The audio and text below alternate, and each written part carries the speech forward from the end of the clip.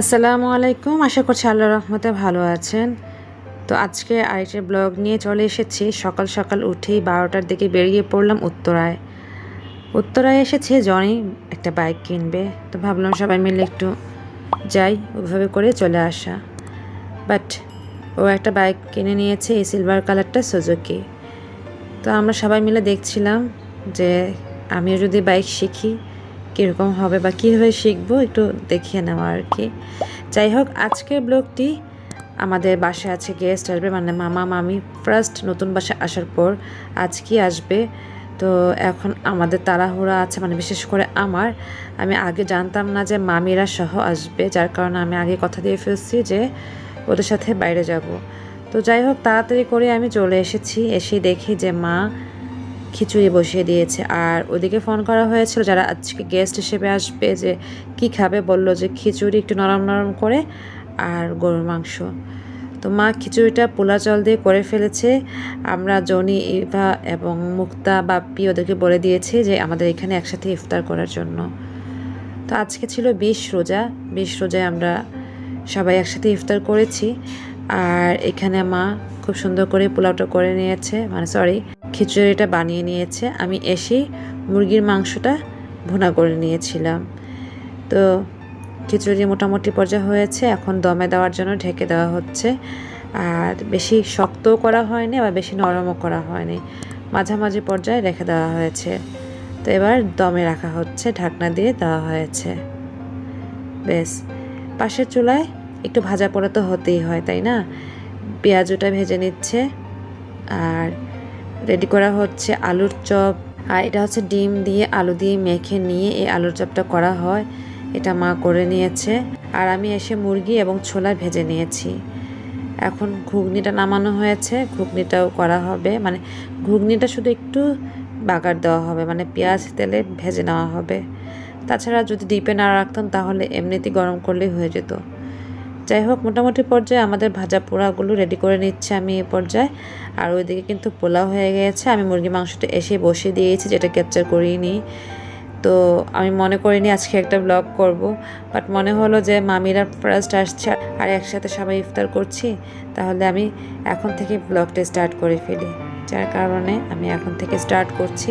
আর এই দিকে টেবিলের উপর সব কিছু রাখা হয়েছে, প্লেট, বাটি, গ্লাস, মানে যাতে তখন তাড়াহুড়া না লাগে, যার কারণে এভাবে রেডি করে নিয়েছে, মানে ধুয়ে রাখা হয়েছে। আর খেজুরটাকেও ভালো করে ধুয়ে পানি ঝরিয়ে এরকম ট্রেতে রাখা হয়েছে। তো মোটামুটি পর্যায়ে সব কিছু নামিয়ে ওয়াশ টোয়াশ করে রাখা হয়েছে। এখন শুধু বানানোর পর কিছুটা রেখে দিব। আর মুড়ি মাখানোর জন্য আরও কিছু দেওয়া হবে, শসা, টমেটো, ধনিয়া পাতা কুচি করা হয়েছে। আর এখানে সালাদের জন্য মা শসা কুচি করে নিচ্ছে, শসা, টমেটো, লেবু মা কেটে নিচ্ছে। এখন আমি চলে যাচ্ছি শরবতের জন্য, যদিও লেবুর শরবত এবং বেলের শরবত করে ফ্রিজে রাখা হয়েছে।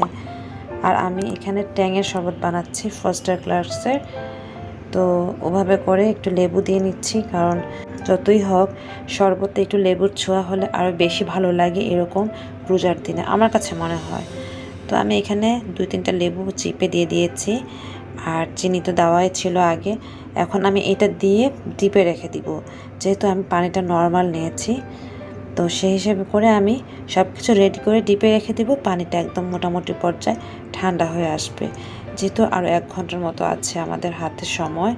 যাই হোক, লেবু চিপা মোটামুটি পর্যায়ে হয়ে যাওয়ার পর একটু নাড়িয়ে নাড়িয়ে নিচ্ছি, যেহেতু রোজা বুঝতে পারছি না মিষ্টি হয়েছে কিনা। যাই হোক, এখন যেহেতু ছোলা ভাজা হয়ে গিয়েছে আর এদিকে পেঁয়াজগুলোও কিন্তু ভাজা হচ্ছে।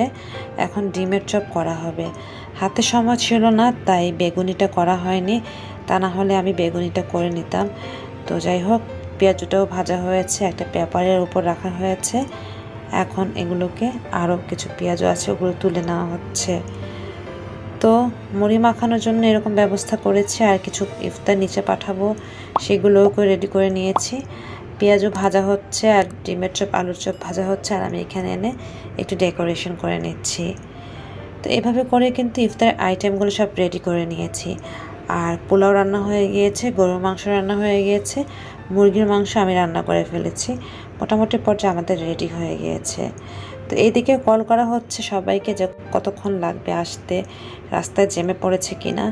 যখন দেখলাম যে আরও 20 মিনিট বাকি আছে তখন আমি শরবতগুলোকে সার্ভ করে নিচ্ছি। এটাতে আমি ট্যাঙের শরবত নিয়েছি আর লেবু শরবত পাশে নিয়েছি, আর বেলের শরবতটা নেওয়া হয়নি, যে যে খাবে সে জাস্ট ঢেলে নিবে। তো যেহেতু ইফতারে খিচুড়ির সাথে গরুর মাংসটা খাবে, তাই গরুর মাংসটা এখন চুলায় বসানো হচ্ছে, এতে করে গরম গরম থাকবে। চুলার আঁচটা কমিয়ে দিয়ে মাংসটাকে বসিয়ে রাখা হয়েছে। তো দমে রাখা হয়েছে, পোলাও কিন্তু হয়ে গিয়েছে, একদম ঝরঝরেও হয়নি আবার একদম গলেও যায়নি, মোটামুটি পর্যায়ে যেরকম চেয়েছে ওরকমই করে নিয়েছে মা। আর গরুর মাংসটাও হয়ে গেলে আমরা এখন বাটিতে বেড়ে টেবিলে সার্ভ করে ফেলবো। ব্যাস, গরুর মাংস খিচুড়ি চুলায় থাকতে থাকতে প্রথমে বাপ্পি, মুক্তা, ইভা, জনি ওরা চলে এসেছে। তো আমরা ভেবে নিয়েছিলাম অনেক লেট হবে হয়তো বা মামিদের আসতে।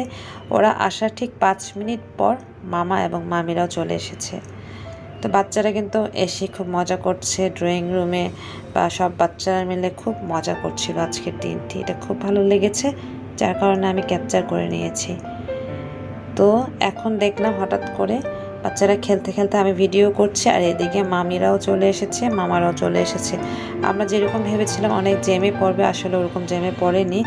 ইফতার মানে আজান দেওয়ার 10 মিনিট আগেই চলে এসেছে। ব্যাস, দেখতেই পাচ্ছেন প্রথমে আসলো মামি, 2 মামি আসছে, আর এটা হচ্ছে ছোট মামি, আর মামাও এসেছে এবং ওনার একটা কিডস এসেছে। তো আজান দিয়ে দিয়েছে, এখন মুড়ি মাখানো সবার প্লেটে প্লেটে দেওয়া হয়েছে। প্লেটে মুড়ি মাখানো খাওয়ার পর সবাই ওই প্লেটে খিচুড়ি, বিফ, চিকেন, চার যেরকম পছন্দ ওরকম নিয়ে নিয়েছে, সাথে কোকাকোলাও ছিল। তো সবার সাথে একসাথে ইফতার করে নিয়েছে। প্রথমেই মামারা ইফতার করেছে, তারপর ফ্রেন্ড সার্কেলরা করে নিয়েছে। মামির একটু পরে খিচুড়ি খাবে, যার কারণে এখন তারা বসেনি। ইফতার করেই ড্রয়িং রুমে আড্ডা দিচ্ছিল সবাই মিলে।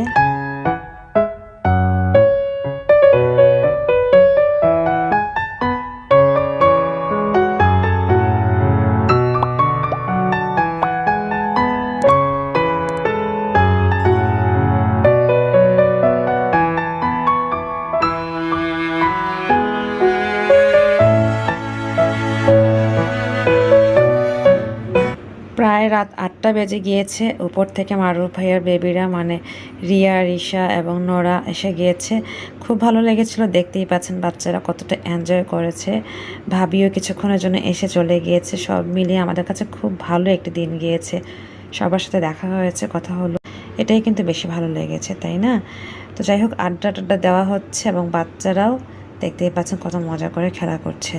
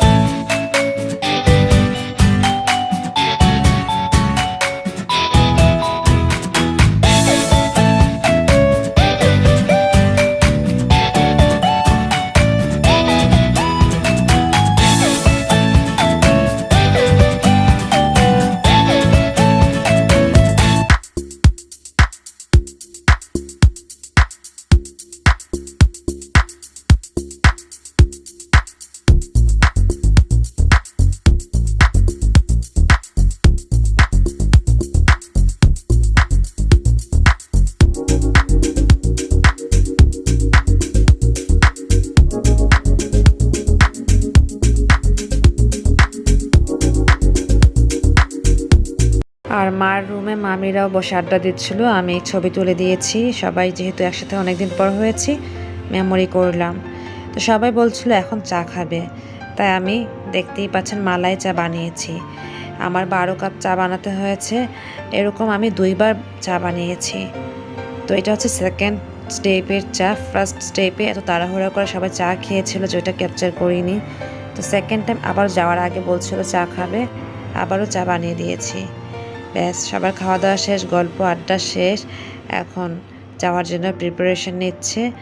আর লাইজা কত মজা করে একটা কলা খেয়েছে, আমার হাতে একটু খেজুর খেয়ে নিয়েছে, এটা আমি ক্যাপচার করলাম।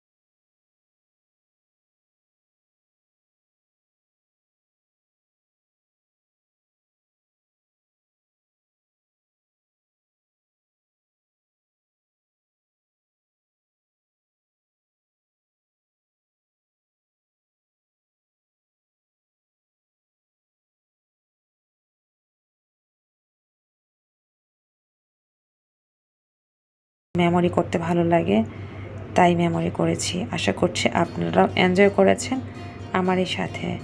ভিডিওটি ভালো লেগে থাকলে পাশে থেকে সাপোর্ট করে যাবেন, আর আমাদের সবার জন্য দোয়া করে নেবেন। মামা মামিরা চলে গিয়েছে, এখন ফ্রেন্ড সার্কেলদের কাছে বিদায় নিচ্ছি। ওরাও গাড়িতে উঠে চলে যাচ্ছে। ভালো লাগা ছিল অনেক।